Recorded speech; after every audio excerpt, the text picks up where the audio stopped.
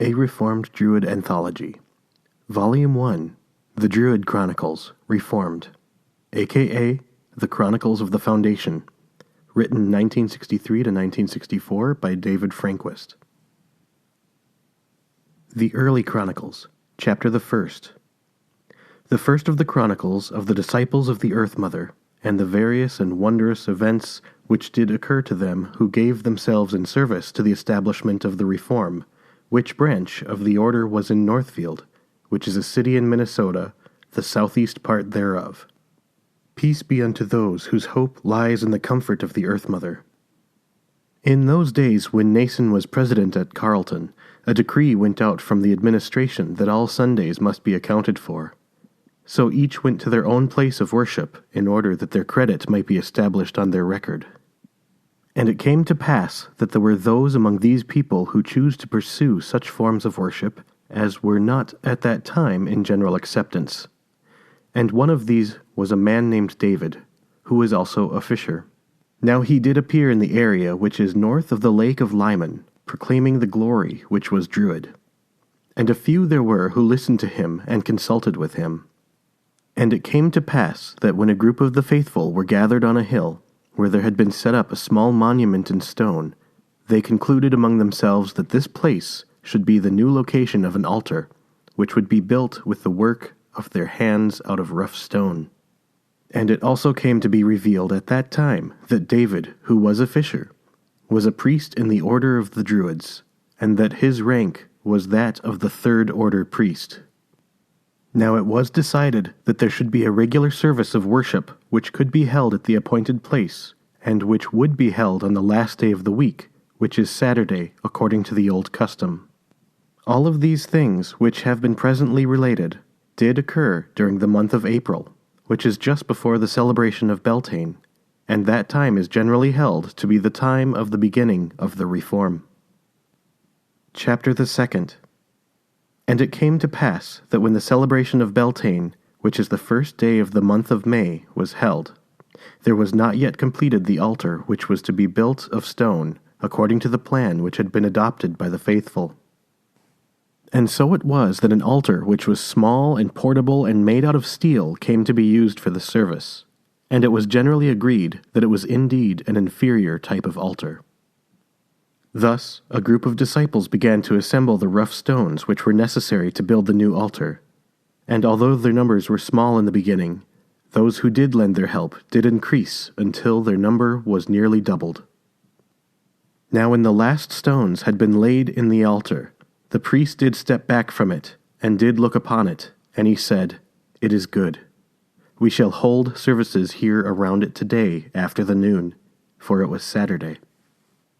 And the altar did measure about 2 cubits high, and about 2 cubits wide, and about 3 cubits long. And it came to pass that there were in number about 12 people who did gather at the altar that day, and who did partake of the waters of life.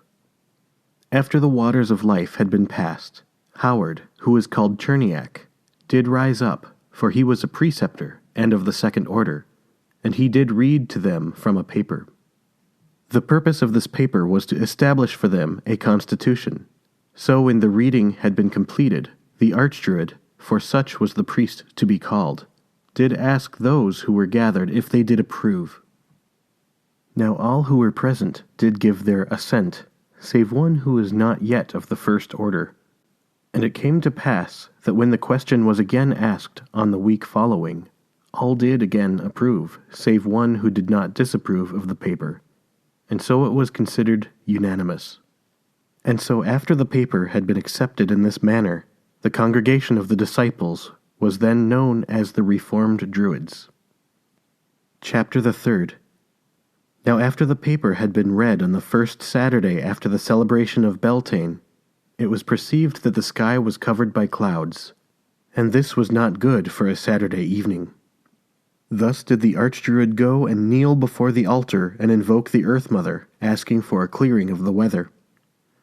And the Earth Mother did look upon the congregation of the faithful, and did look upon the altar which had been built to her glory, and saw that it was good.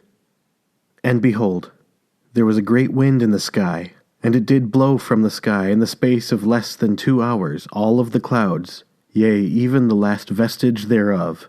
And the sun shone brightly in the sky, and this was taken to be a sign. But some there were in the area who did scoff, for their hearts were hardened. And they did conspire, saying, Let us tear down the stones from the altar which has been built on the hill. And they did go in secret to the altar, and did tear at the altar, each with his bare hands, and did take therefrom the stones which had been set there, yea, even down to the foundation thereof. And the Earth Mother did look upon this with disfavor, for it was the defilement of the altar which had been built to her glory. And so it came to pass that in the same day, even as the last stones were being removed, a storm did gather, and there was thunder and lightning and rain.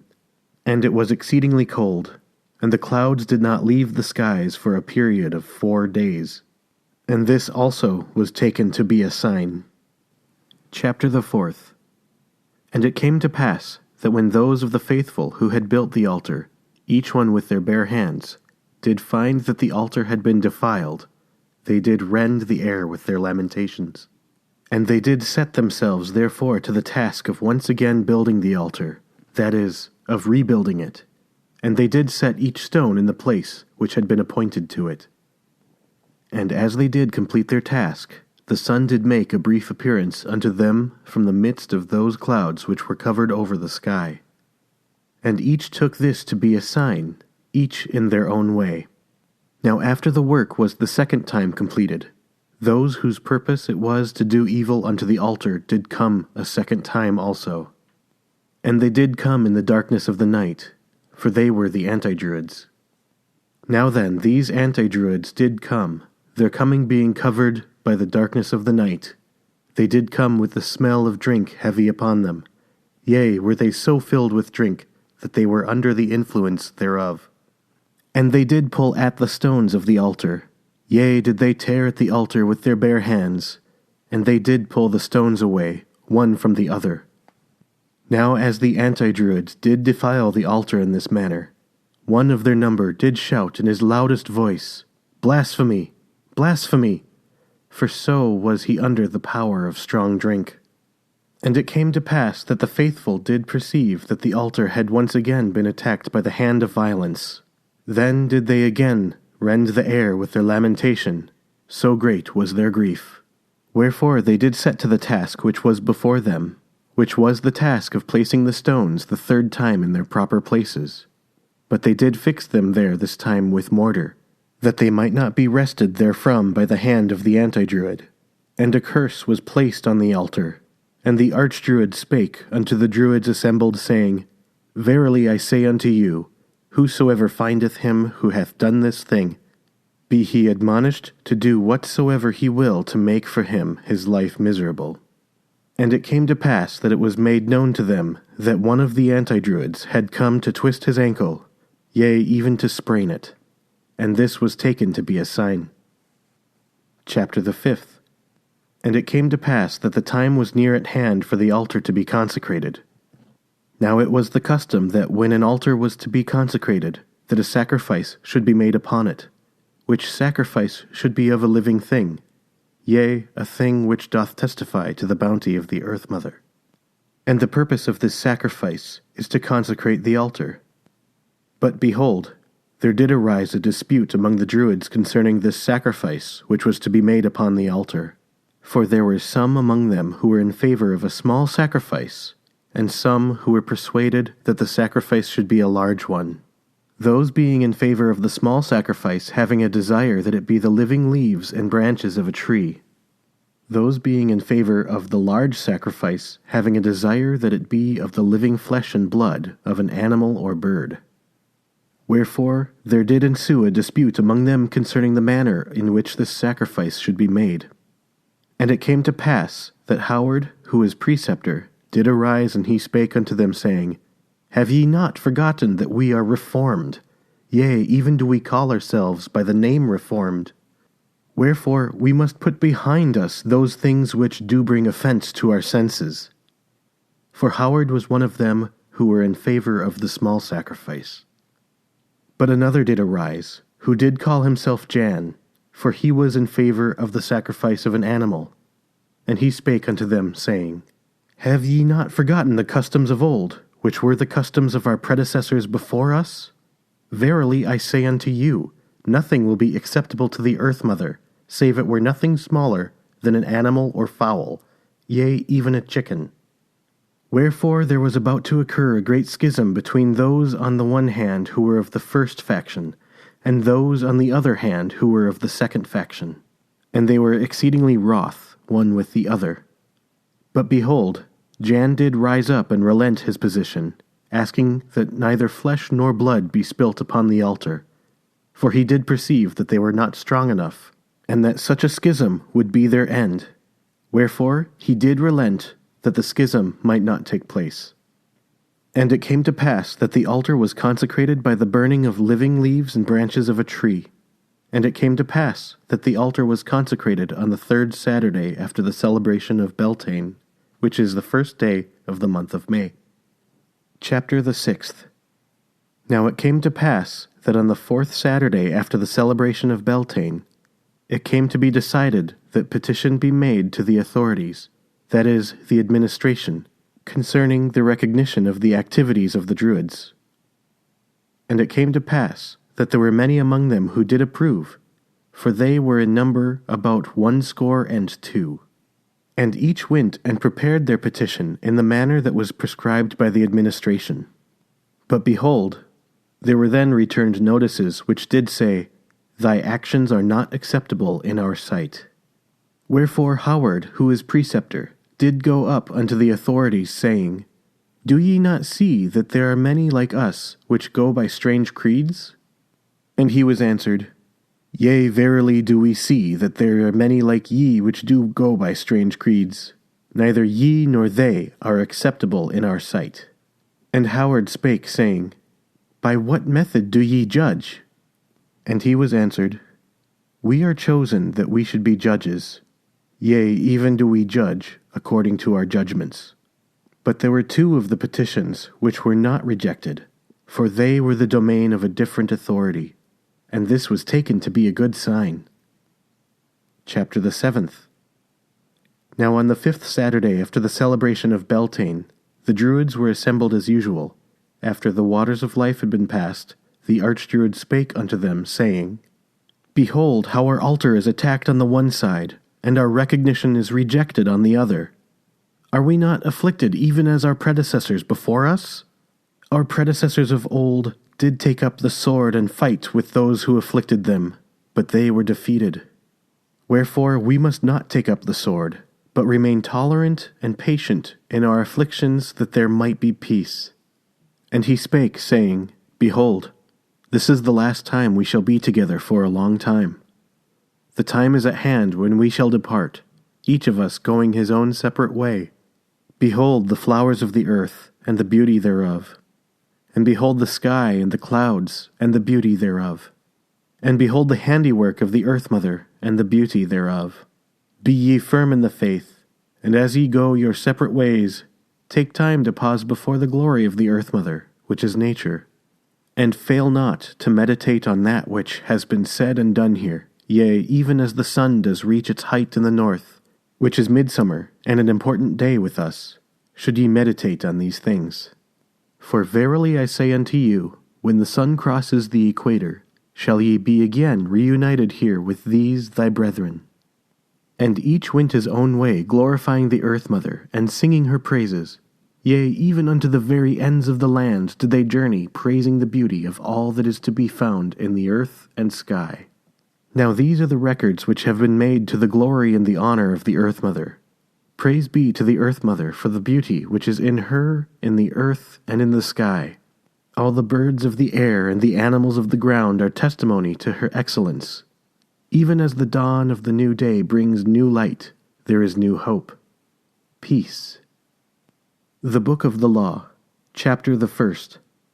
The Book of the Law, as revealed by the Reformed Druids, in council at Carleton College, for the purpose of making more fruitful their existence.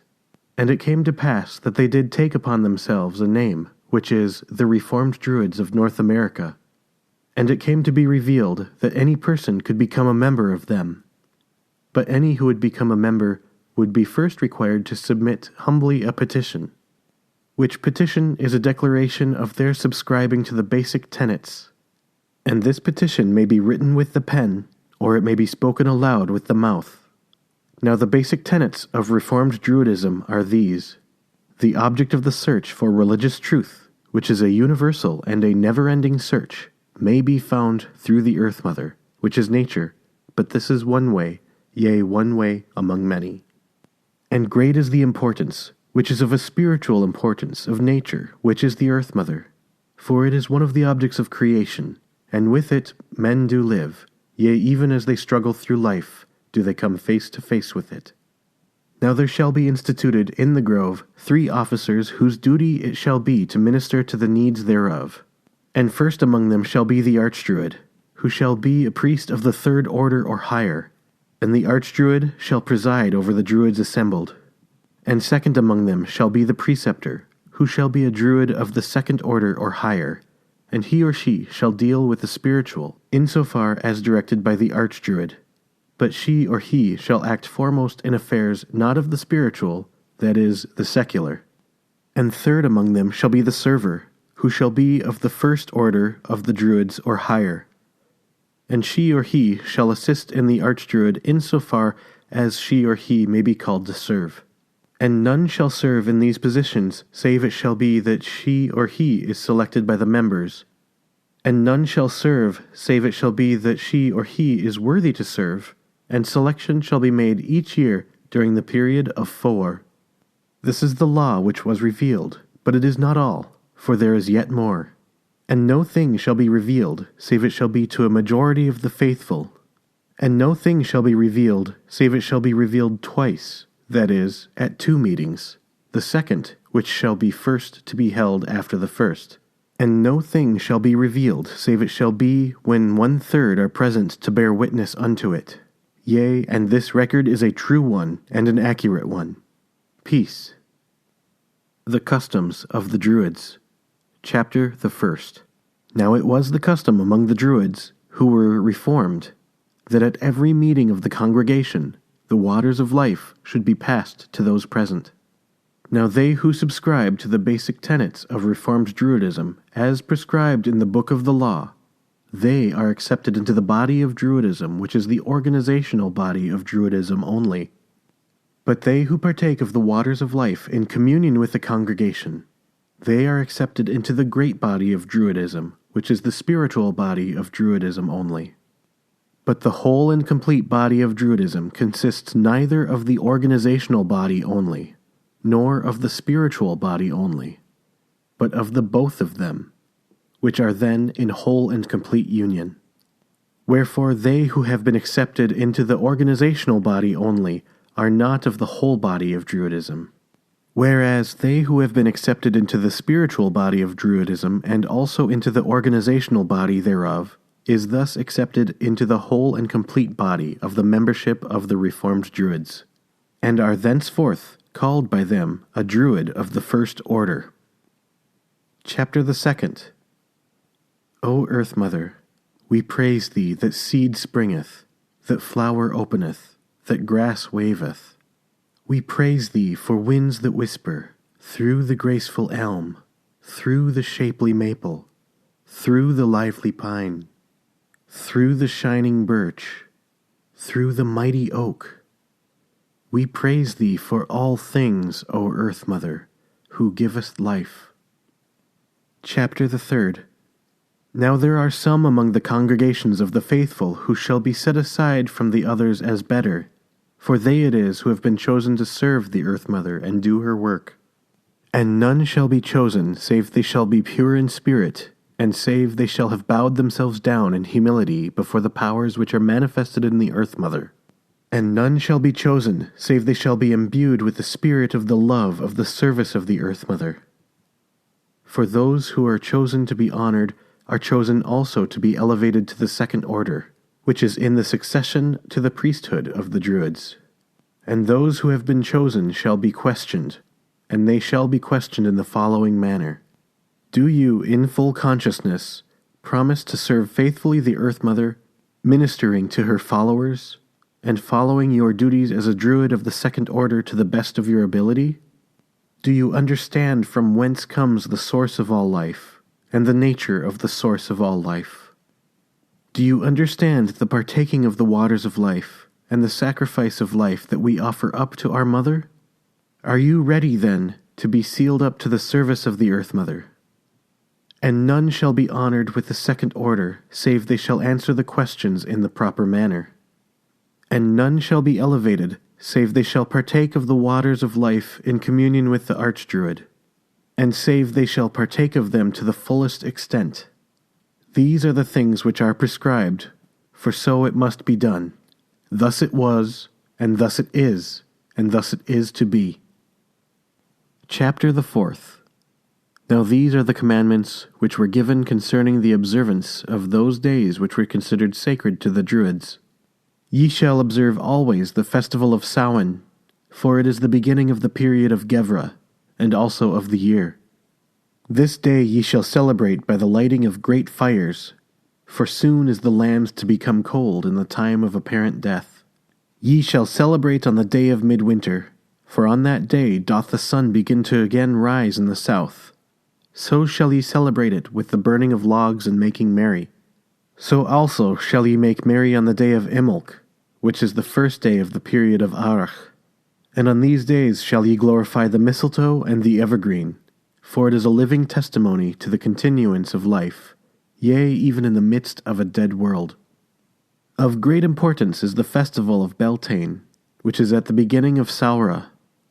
Then shall ye observe great ceremony, and with the kindling of large fires on the hilltops, and the glorification of the renewed tree shall ye celebrate the renewed life. Ye shall take note of the decline of the sun in the sky, which doth begin on the day of midsummer. Ye shall light your fires, and let them die in token of the great fire which doth roll down in the sky, even as a ball doth roll down a hill. Lunasa, which is the beginning of the period of Foar, shall ye mark by coming together in groups, in order that ye might feast upon the fruits of the Earth Mother. And then shall ye offer up the sacrifice unto your prosperity. Chapter the 5th. Also shall ye observe the periods of the moon, the dates thereof when it is full and when it is new. For thus is seen reflected in the birth and death, the growth and diminishing of all that is to be seen in nature. Ye shall begin new projects when the moon is waxing, but ye shall end old ones when it is waning. And on the night of the full moon shall ye rejoice in the fullness of it, but on the night of the new moon shall ye be given over to vigils and to meditation. When ye come together that ye might worship, shall ye come together in nature, that ye might offer up on the altar of stone your sacrifice of life. Then shall ye pass amongst you the waters of life, that ye may know the continual flow and renewal of life. For they shall taste of the very essence of life, hallowed in the bosom of the earth, and purified by the worship of Druids. And when all have partaken of the waters of life, then ye shall pour a libation of it on the altar, saying as ye do it, To thee we return this portion of thy bounty, O our Mother, even as we must return to thee. Then shall ye go forth into the world, secure in the knowledge that your sacrifice has found acceptance in the Earth Mother's sight. Peace, peace, peace. Chapter the 6th. Behold, there is not one among you who is greater than they who have given of themselves in service to you. For it is for this reason that the priests among you have been called to their station, that they might serve you. And none shall be called except that they have sealed themselves up to the grove. And none shall be called except that they have been Druids of the second order. And none shall be called except that they have dedicated themselves to the search for truth in nature. And none shall be called except that they have kept the vigil upon the bosom of the Earth Mother. This is the third order, the order of the priesthood, the order of Dalan ap Landu. Unto it shall be given the consecration of the waters of life. Unto it shall be given the consecration of the second order. Unto it shall be given the sacrificing of life. Unto it shall be given the mysteries of the worship of the Earth Mother. For even as priests are called unto it, shall they also call others. Chapter the 7th. A Response at Samhain. Ea, Lord, Ea, Mother, thou with uncounted names and faces, thou of the many-faceted nature, in and above all. To thee we sing our chants of praise. Go thou not from us. Dalan Aplandu, Lord of this and all groves, mover by night and by day, descend not beneath the earth. Turn not thy pleasing face from us. Go thou not from us. The leaves wither, the trees and fields are barren. On what can we depend? Where is thy order? Where is thy strength? Depart not from our midst. Sleep not, O Most High. The sun, the bright fire of day, withdraws his chariot. His face is veiled with clouds, and the breath of the north wind walks the land. Return to us his warmth. Lo, we are as wraiths. Our fire is turned to ashes, and darkness walks the land. Preserve us, O Spirit of day. Keep us in thy mind, O Spirit of power. O Earth Mother, guide our paths. If thou wilt leave us, save us through the time of silence. Keep bright within our hearts till spring. So let it be, O our Mother, for we are faithful, and would keep thy ways. Chapter the 8th. Behold, there are some among you whose reflections and whose deeds are of exceedingly great merit, and they shall be selected for the great honor of the high orders of the priesthood. And they shall be selected by the patriarchs or matriarchs, each to his or her own order. The council of the third order, of Dalan Aplandu, shall select the patriarch or matriarch of the fourth order, of Granos. And also the council of the fourth order shall select the patriarch or matriarch of the fifth order, of Brachiocha. And also the council of the fifth order shall select the patriarch or matriarch of the sixth order, of Belanos. And also the council of the sixth order shall select the patriarch or matriarch of the seventh order, of Sirona. And also the council of the seventh order shall select the patriarch or matriarch of the eighth order, of Tyrannus. And also the council of the eighth order shall select the patriarch or matriarch of the ninth order, of Lear. And the council of the order of Lear shall have dominion over the selection of the patriarch or matriarch of the 10th order, the highest of them, which is the order dedicated unto Danu. For such are the orders of the priesthood, and so are they also dedicated. And no one shall be patriarch or matriarch of more than one order, for no one can be so dedicated. The following 3 verses have been effectively nullified by resolution in the Council of Dalan Aplandu on May 1st, 1971. These 3 verses are retained here for historical purposes. But no priestess shall be admitted to the councils of the priesthood, but rather she shall be given unto one of them as a gift of service to beauty. For she who is called to be a priest shall be sealed up unto the order only, and unto her shall be given the service of it for all time. And she shall be called a priest not of the order, but rather a priest unto the order. Thus end the nullified verses. The priestesses consecrated prior to that time were retroactively given full and complete recognition. For so it is written, thus it was, thus it is, and thus it is to be. Chapter the 9th. An Incantation. Fain we ask Erin, faring o'er oceans, motions to mountains, fountains and bowers, showers, rills rushing, gushing waves welling, swelling streams calling, falling foam thunder, under lakes filling, willing abiding, riding rounds holding, olden fairs meetly, fleet to lift loyal, royal kings' towers, bowers for crowning, frowning foes over, rover mills warlike, star-like suns therein, Erin shall longer, stronger show honor, on our Milesians, wishing in trouble, noble isles wooing, suing we stay here, pray here to sail in, wailing maids royal, loyal chief leaders, pleader blend prayer in, so we seek Erin. Chapter the 10th. Invocation. I invoke the land of Erin.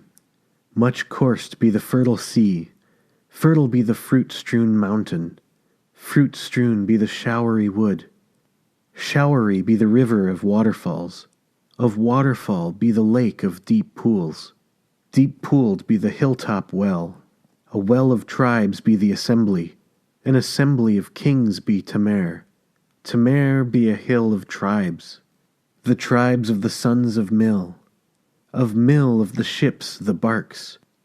Let the lofty bark be Erin, lofty Erin, darkly smug, an incantation of great cunning, the great cunning of the waves of Bress, the wives of Bress, of Boynia, the great lady of Erin. Erimon hath conquered her. Eber, I conquered for her. I invoke the land of Erin. Chapter the 11th. The Mystery. I am the wind which breathes on the sea. I am the wave of the ocean. I am the murmur of the willows. I am the ox of the 7 combats. I am the vulture upon the rocks. I am a beam of the sun. I am the fairest of plants. I am a wild boar in valor. I am a salmon in the water. I am a lake in the plain. I am a word of knowledge. I am the point of a lance in battle. I am the god who created in the head the fire. Who is it who throws light into the meeting on the mountain? Who announces the ages of the moon? Who teaches the place where couches the sun, if not I? Peace.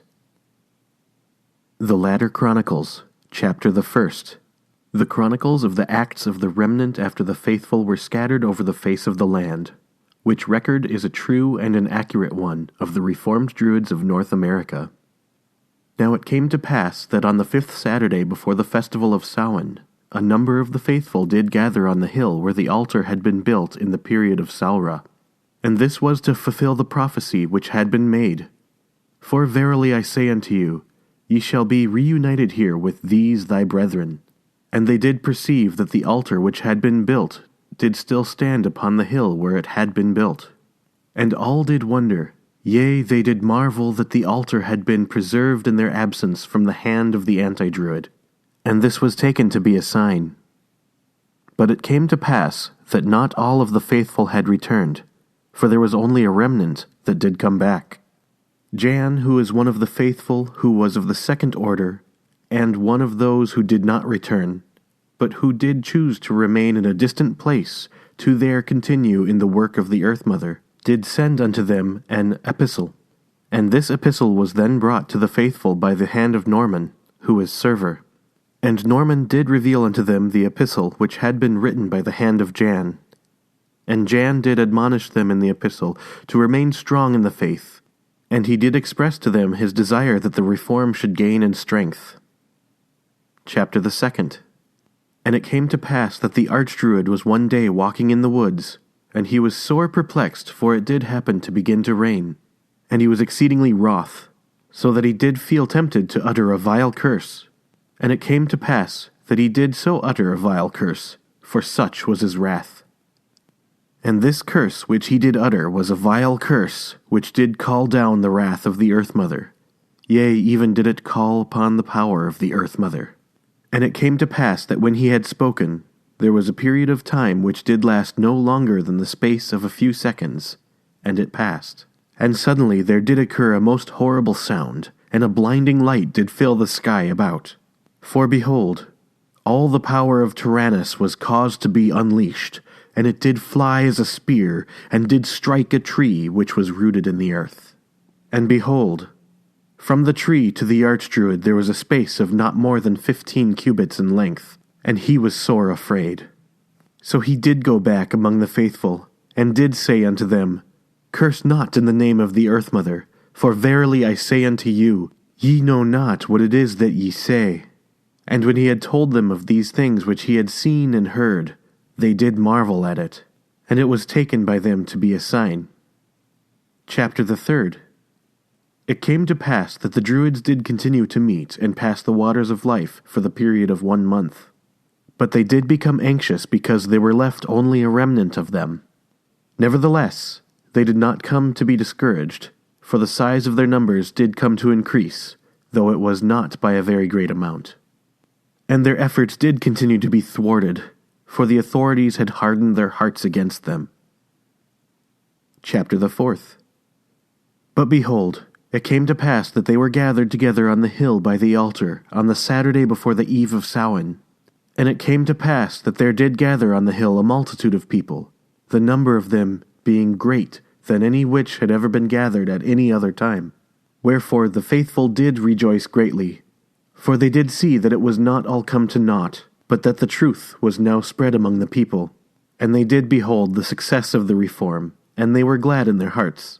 And the Archdruid did look upon the great number who were gathered, and he said, It is good. And he spake unto them, and he did welcome them, and he did tell them the wondrous things which were to occur on the eve of Samhain, which was near at hand. Chapter the 5th. Now it did come to pass that the eve of Samhain did approach, and the moon was full. And they did gather in the light of the full moon, and did come together in the usual spot, which was upon the hill near the altar. And there was a multitude of them, being all in greater than 110 in number. The Archdruid did then offer up the sacrifice of life, but it was not accepted, for behold, the night of Samhain was at hand. Wherefore they did pass among them the waters, but they were not the waters of life, but rather the waters of sleep, for there was no life in them. And a great wailing did go up among them, for they did lament the ending of the summer and the beginning of the winter season. The Archdruid did then light his torch, and he did carry it before all those gathered, as they did begin the pilgrimage. And they did all follow the torch, making their way to the grove, which was a grove of oak. And when they had arrived at the grove of oak, the Archdruid did take the torch, and light with it the fire. And so the flames did rise up out of the fire, testifying to the glory of Belanos. And all were cheered by it. Now the Archdruid did ask all who were gathered that they might sit upon the earth in the fashion of a great circle, each holding the hand of the one next to them, and he did ask that they might examine their souls, and speak such as they felt they ought to tell the others. And there did follow a period of silence, which was exceeding long. And behold, some did begin to speak, and their voices were lifted up above the crackling fire in the silence of the grove.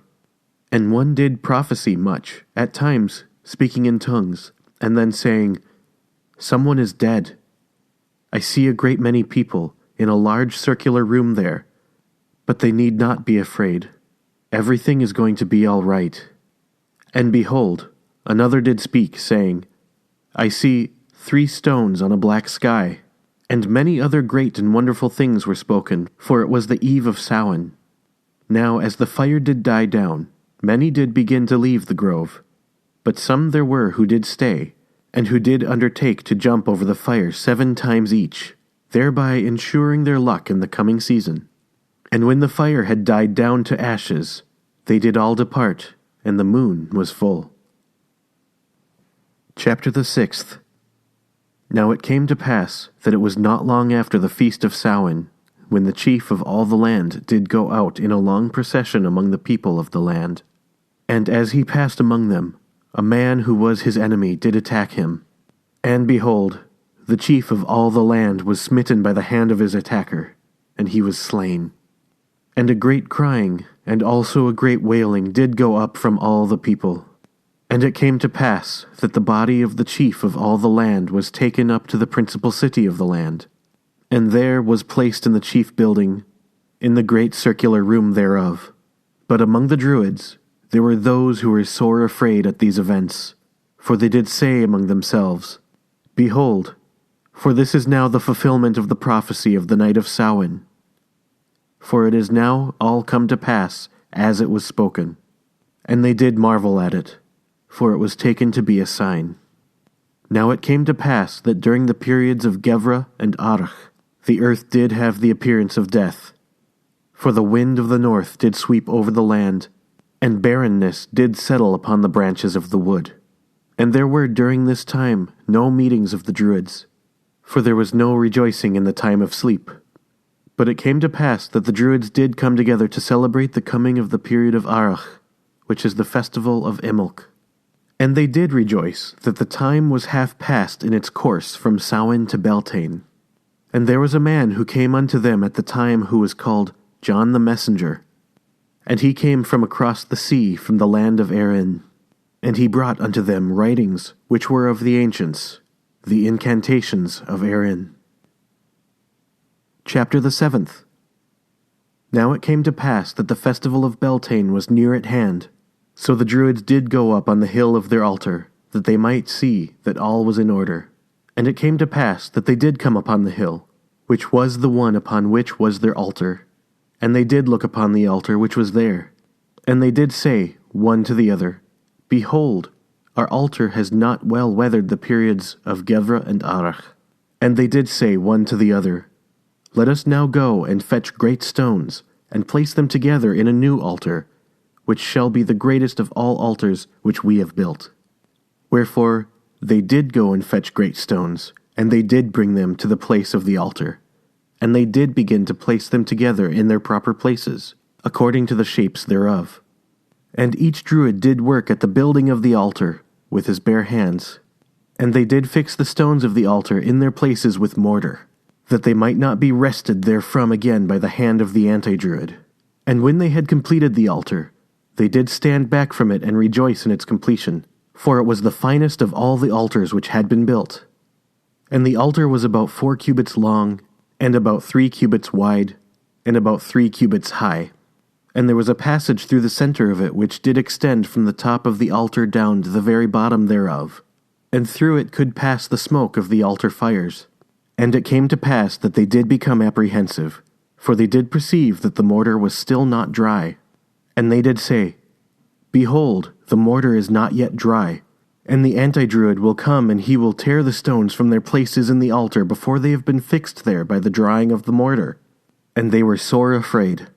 But it came to pass that one of them did step forward, and his name was David the Chronicler. And he did offer himself for the purpose of guarding the altar. And he did take it upon himself to stay by the altar until the mortar had dried. And as he sat by the altar, did he see the sun go down in the west, and all the majesty of the heavens were opened unto him. And he did keep his vigil upon the bosom of the earth mother, as the moon did rise in the east, and yet as it did set in the west. And behold, as the sun did rise again in the east, and all the earth was bathed in the warmth thereof, the Archdruid did come up on the hill of the altar. And they did kneel before the altar, and the Archdruid did consecrate David, who was the chronicler, as a priest of the order of Dalanap Landu. Chapter the 8th. Now it came to pass that the festival of Beltane was near at hand. So the Druids did go up on the hill of their altar, that they might see that all was in order. And when they had come to the place of the altar, they did find it not, and they did find there not even the least stone thereof. For behold, all that was the altar had disappeared, yea, even the last vestige thereof. And they did perceive that the altar had been again destroyed by the hand of the anti-Druids. And this was the 4th time that the altar had been defiled by the anti-Druids. And this was the most complete and utter destruction that had yet come to pass, for they had destroyed it with hammer and chisel and all manner of terrible weapon. And it came to pass that a great wailing and moaning did go up, and the air was rent by the lamentation of the Druids. But behold, they did go up from that place, and they did celebrate the festival of Beltane. For even in the midst of their misfortune did they rejoice in the return of spring, and in the abundance of life, which is the perpetual gift of the Earth Mother. And they did go up upon the hill which was a short way off, and at the top of the hill they did find a grove of 3 oaks. And they did rejoice in the renewal of the flow of the waters of life, and they did pour a libation of them upon the rock which they did find upon the hill where the 3 oaks did stand strong against the dark sky. And that place came to be revered among the Druids, for it was the place of refuge in the time of their troubles.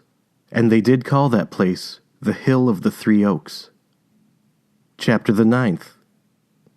Now it came to pass that in the time after the festival of Beltane, which is in the period of Saura, Norman, who had been server, did go up unto the Hill of the 3 Oaks, And he did go up unto the hill of 3 Oaks in order that he might better appreciate the wonders of the earth mother, which were to be beheld there. And it came to pass that he did remain there until darkness had fallen over all the land around. And behold, the firmament was opened up unto him, and he did behold the glory of it. And he did continue to make his vigil until the dawn. And it came to pass that as the sun rose in the east, he was met by the priests of Dallin ap Landau, who had come up unto the hill of the 3 Oaks. And they did consecrate Norman, who had been server, to Dallin ap Landau. And it came to pass that after Norman had become priest of the order of Dallin ap Landau, the priests of the order of Dallin ap Landau did gather together in council. And the council of Dallin ap Landau did call upon David, who was a fisher, and did declare him patriarch of the order of Granos, which is the first of the patriarchs, and with all the powers thereof. And it came to pass that the patriarch of the order of Granos did call upon those who were priests of Dallin ap Landau, and he did consecrate them unto Granos, priests of the 4th order. And it came to pass that the priests of the order of Granos did gather together in council. And the council of Granos did call upon Norman, who had been server, and declared him to be patriarch of Brachiaca, with all the powers thereof. And it came to pass that the patriarch of the order of Brachiaca did call upon the priests of Granos, and he did consecrate them unto Brachiaca, priests of the 5th order. And it came to pass that the priests of the order of Brachiaca did gather together in council.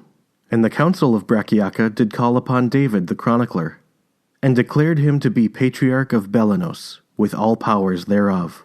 And it came to pass that the patriarch of the order of Belanos did call upon those who were priests of Brachiaca, and he did consecrate them unto Belanos, priests of the 6th order.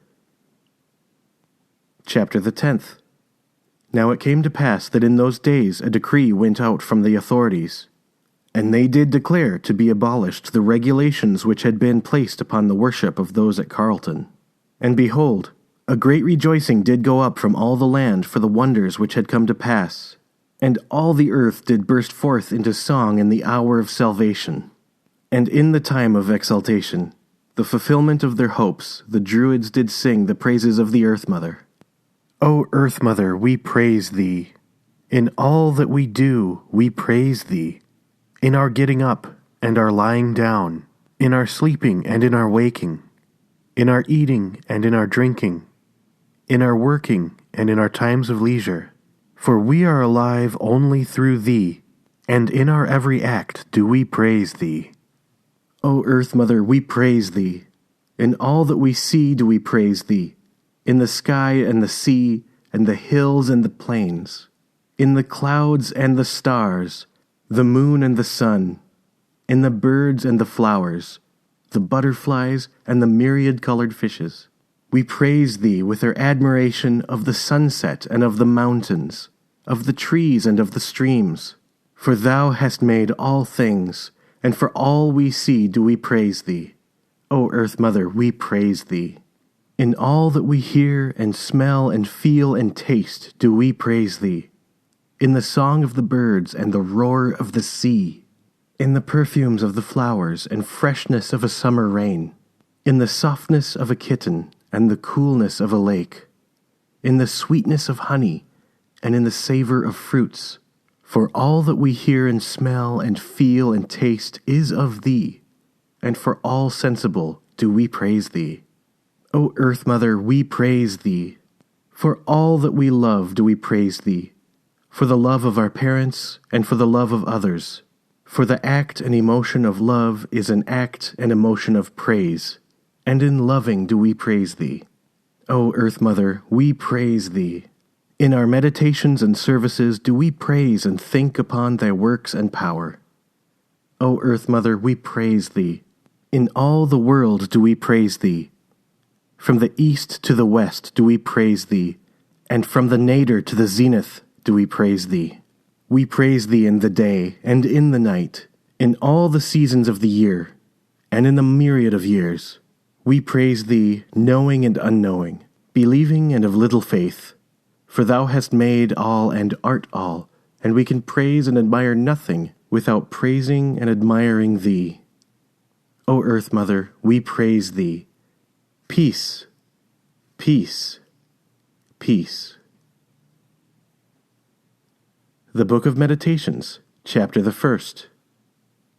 I was standing alone, and behold, I heard my name called, and I went. And I had been called to a place where there was a great fire, and the flames of the fire did rise as high as the tops of the trees. Near the fire stood a man, and he said unto me, Follow me. And I followed him. Now he went far into the darkness of the night, and I followed him to an open space in the forest, which was like a small valley. He said to me, Behold. And I looked where it was that he had pointed, and there was a pile of sticks. And he said to me, Here you will stay, and do not allow sleep to overtake you, but keep open your ears that you might hear. And again he said, Behold. And I looked where he had pointed, and I saw there a small fire. And he said, Take from the fire a brand. Now I went to the fire, and took a burning brand from it, and returned to where the man had stood. But behold, he had disappeared. So I took the brand, and lit with it the sticks, and I sat down to listen and to meditate. And I did not sleep. And behold, I did hear my name called, and I answered. And a voice came out of the darkness, and bade me not sleep, but rather to examine my soul. And behold, this did happen twice. And I was alone, but I did not any longer feel alone. And as I watched my fire and contemplated the warmth and the light of it, behold, the sun did come up in the east, and I was bathed in the light and the warmth of it. And I had not slept, but I had seen things that I had not seen, and I had heard things that I had not heard, and I had felt things that I had not felt. And I arose and left that place, glorifying Baal and the work of his hand, for I had seen the Earth Mother. Chapter the 2nd.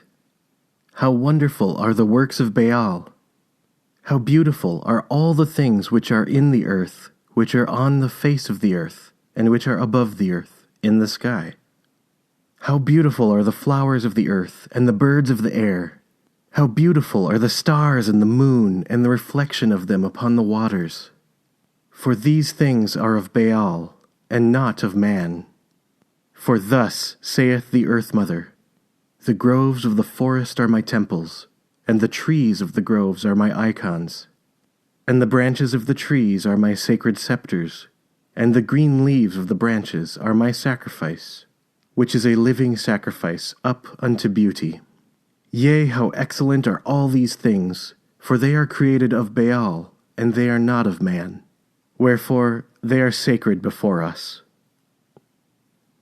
Chapter the 3rd. Behold the rocks of the mountains, and the trees above the grass waving. This is the Earth Mother. Behold the ocean on the right, and the sea on the left, and the mighty river which is but a trickle. This is the Earth Mother. Behold the blue which is day, and the black which is the night, salted with the stars all above. Even this is the Earth Mother. The Earth Mother is one. The sun is her right eye, the moon her left, and the clouds are her silver hair. The rivers are her fingers, the oceans are cradled in her hands as a child. For the Earth Mother is all which is revealed unto our sight, and which our ears do perceive, and which we do touch as we reach out with our hands. For the Earth Mother is all things which do make themselves apparent to our senses. She is disorder, ordered. She is power, impotent. She is ugliness, beautiful. And Baal, he is cradled in the bosom of the Earth Mother, and the eye of Baal has entirely encompassed her. Chapter the 4th. He is that which we have seen, not with the eyes, and we have called him Baal. And we have heard that which he is, not with our ears, for his name we have called Baal. The taste which he leaves is not in the mouth. The odor of his presence is not sensed in the nose. We have reached out and touched, feeling his essence, though never with our fingers. We have cried out in our anguish, our sublime anguish, and we have called his name, yea, one name among many, and we have called him Baal. For our knowledge of him is as that of the form in the fog which has no form. We see it, and there is more of it that which we do not see, but it is. Baal is. Yea, Baal is one, even as he is many. He has gathered the worlds in his net, even as they also have drawn him to them. For all things are delivered unto him. His glories are many, yea, as are many the names we have given him accordingly, as his glories are manifested unto us. We have seen him on the bosom of the earth mother, huge woody arms raised to the sky in adoration, strong and alive, and we have called his name Dalan Aplandu. Of his goodness we have tasted, yea, we have drunk of the fruits of the earth mother which he hath poured out before us, and his name we have called Brachiaca. We have seen him in the surf, beating his fists against the shore, and his vast body stretching to the horizon, and we have called his name Lear. His voice we have heard thundering in the heavens, his power we have seen flash across the sky, and his name we have called Tyrannus. Out of the bowels of the earth has he poured forth the water of his life, soothing, healing. His name is Granos. We have seen his smile, bright, radiant, raining glory and warmth down upon the bosom of the earth, from his seat on high in the midst of the blue heaven, and we have called his name Belanos. And the other faces of Baal also have been turned kindly toward us. Merrily, merrily, bubbling, gurgling, we have seen her dancing over the rocks, down to her marriage with Lear, and her name we have called Sirona. We have seen her laugh with the young baby, fly with the bird, burst forth her abundance with the corn. In all that hath breath and life have we seen her good face, and her name is Danu the Bountiful. Chapter the 5th. Ye have seen the glory which is day, and the rising of the sun, and also the wonder which is night. And what greater thing is there? Ye have seen the power of the floods and the tides, and what greater thing is there? Yea, even have ye seen the bosom of the earth rent in twain, and fire and brimstone poured forth out of the bowels thereof. And what thing is there which is greater? Verily I say unto you, consider the small creatures of the forest, which scamper gaily from bush to bush. Are not they more wonderful than these other things? Consider even the dainty flower. How exalted is the glory of it! For these are possessed of the greatest and most wonderful of all of the gifts of the earth mother, which gift is that of life. Wherefore consider this tree, which ye have selected for the great size thereof. For this tree is possessed of great age. Great is the abundance of life which is in it, and which has passed through it. Wherefore ye have raised up your praises unto it. For ye have offered up your worship unto this in which life is great, that your worship of the greatness thereof might be multiplied in the tree. This tree is your bile, for without life is there nothing which is anything.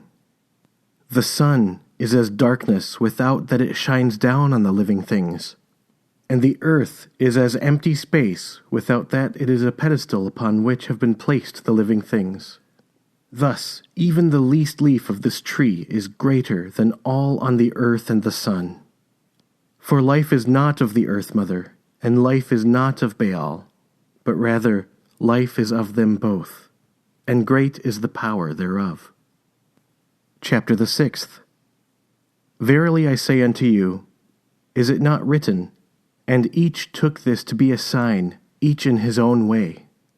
Which of you, having risen up, saying, This is truth, for I have seen it, will be followed?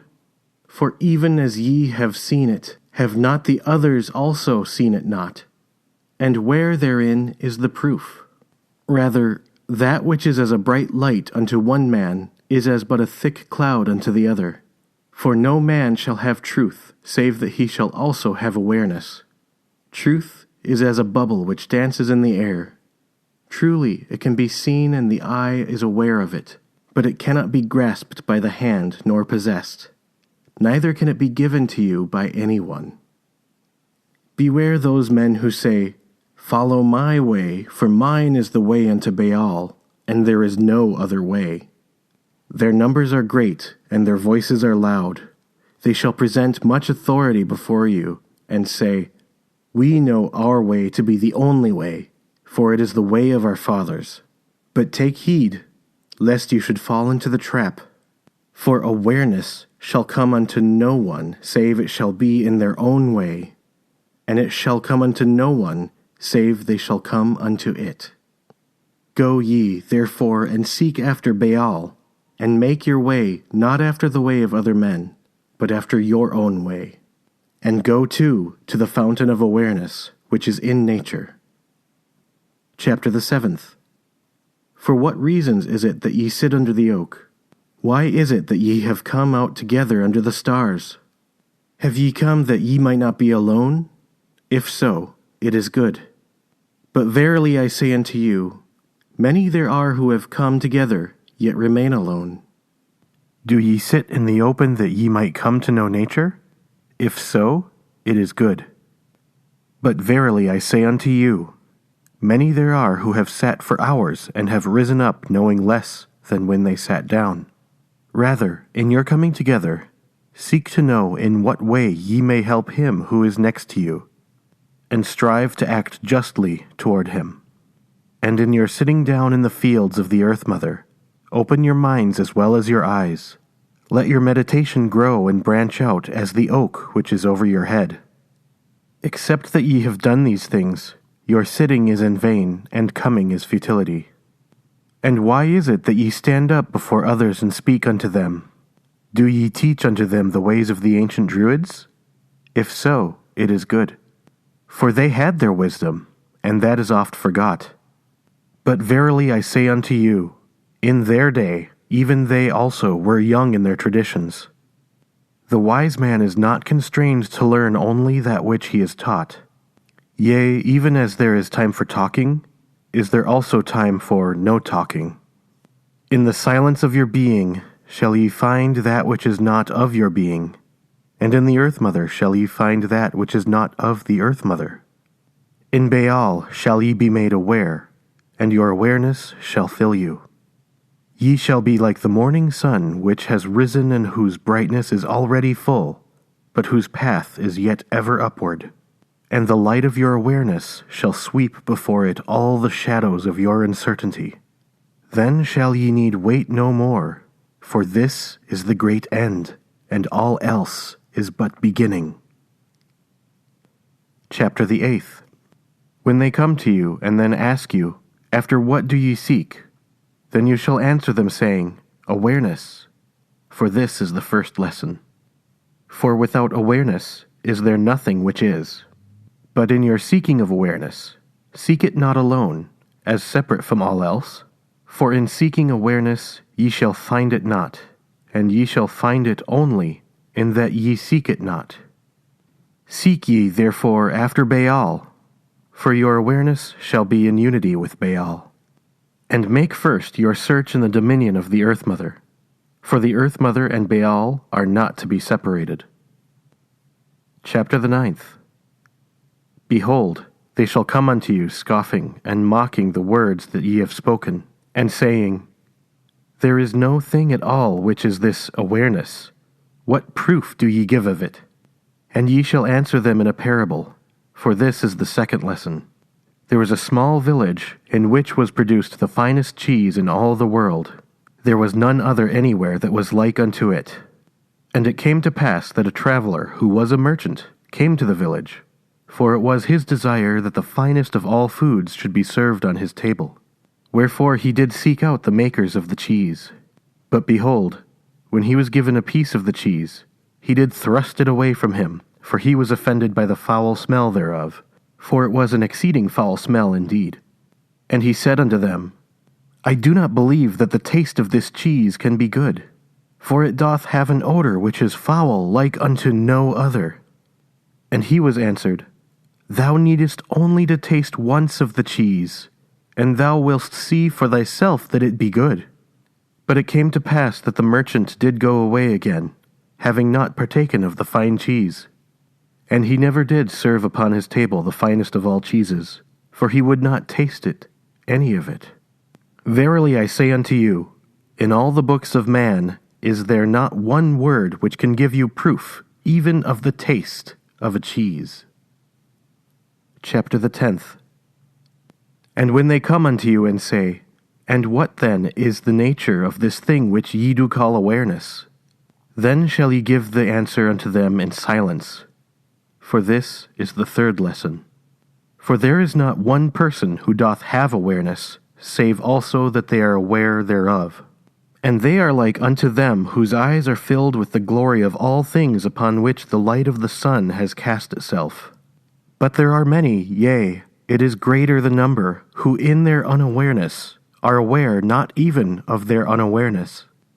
And they are like unto them who are blind from the day of their birth, and see not, nor know what it is to see. But some there are who are aware, only that they are also unaware. Hallowed are they, for they are the children of Baal.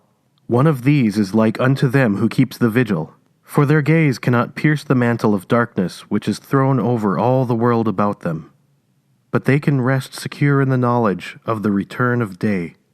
In your awareness shall ye be as the moment of the rising sun, and your spirit shall rise up even as the bird flies up to meet the light which is above, but which, hidden by the mountain, has fallen not yet upon the earth below. Peace. Historiography of the Chronicles. Although David Frangquist was the primary author of the Druid Chronicles, Reformed, the following Druids made the following contributions. Howard Cherniak was the original formulator of the basic tenets, the Book of the Law, verse 5 and 6. Frangquist reprinted it in a poetic fashion. Catherine Curtis wrote the words to the Earth Mother song in Chapter 2 of Customs. It was put to music by Peter Basquin.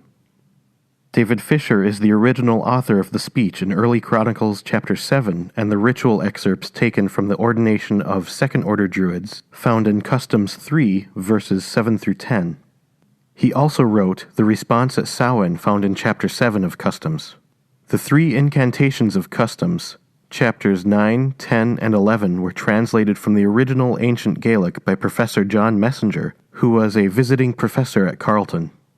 Norman Nelson composed the Praise of the Earth Mother piece, supposedly while working a night shift as a watchman at a cement factory.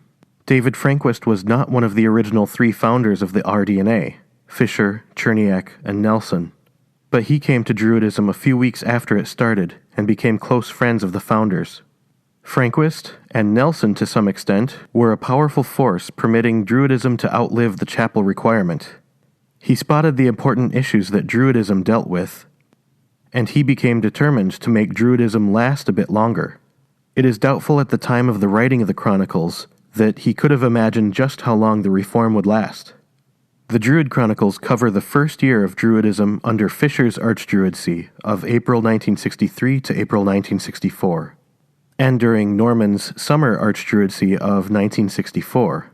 It was an attempt to capture the moment for future nostalgia. David Frangquist would be the Archdruid from September 1964 until his graduation in 1966. Many peculiar aspects of Druidism in the Fisher era are preserved in the Chronicles, which would have been forgotten otherwise. On the early Chronicles. This part of the Chronicle covers the period from April 1963 to June 1963, during which much of the ritual and hierarchy became established. The short-term obsession with altar building began at this time and would last until the decision to use an immovable boulder on the Hill of Three Oaks. On the Book of the Law.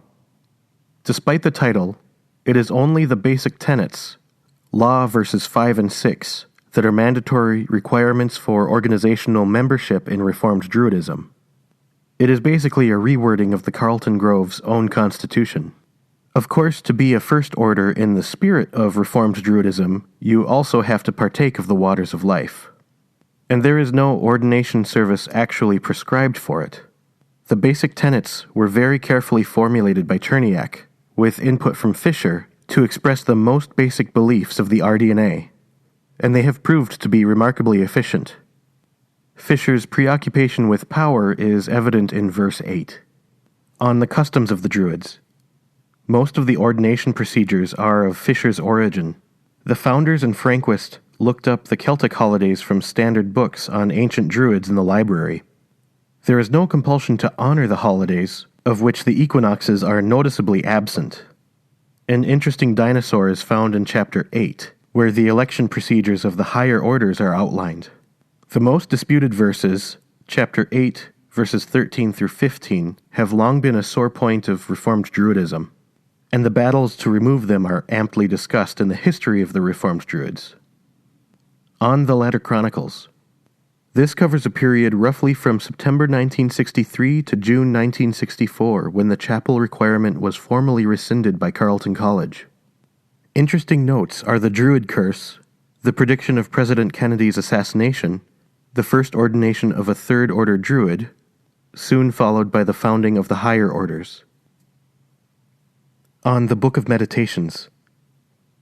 This has proved to be the most popular section of the Chronicles, especially as readings during the order of worship. The discussion of Baal is rare amongst the archives. The only other prominent documents are the apocryphal books of Thomas. On Frangquist's literary career. The Chronicles are the most popular Druid document and have provided a constant reminder of the reasons why the Reform was founded. Frangquist also was responsible for guiding of the early missionary efforts of the Reform, passing legislation, starting the Blue Book of Archives, and collecting the Green Book. He has also helped Druidism to revive at Carleton at least 3 or 4 times since he graduated. In essence, Frangquist put a firm stamp on Druidism from the period of 1964 to 1969, and acted as a resource for Archdruids ever since. See Volume 10 of ARDA for an interesting transcript of the oral interview with David and Deborah Frangquist. So ends Volume 1 of ARDA 2, The Chronicles of the Foundation.